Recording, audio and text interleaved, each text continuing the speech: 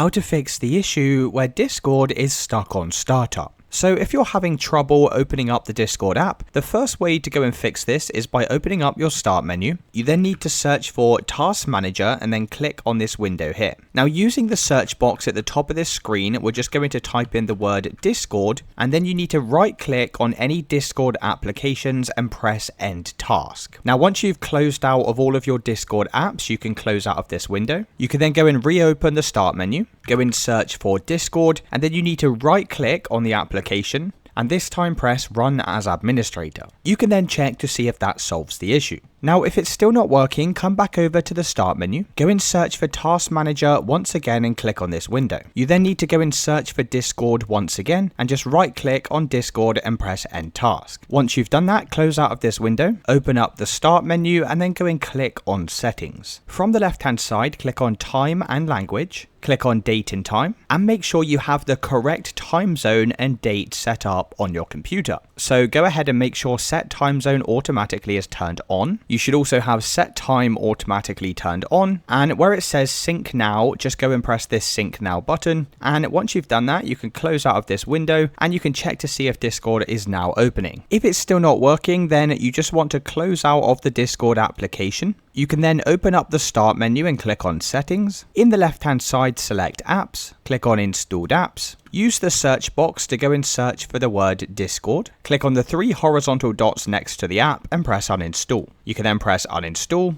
and just give that a couple of seconds while it goes and uninstalls the app from your computer. Once it's finished installing, open up an internet browser, type in Discord download and press enter. Click on the top website, which is the official Discord website. You can then scroll down and press download for Windows, and then you can just go through the steps to re-download this onto your computer. Once it's finished downloading, that should now go and open up Discord. Let me know in the comments if you found this video helpful.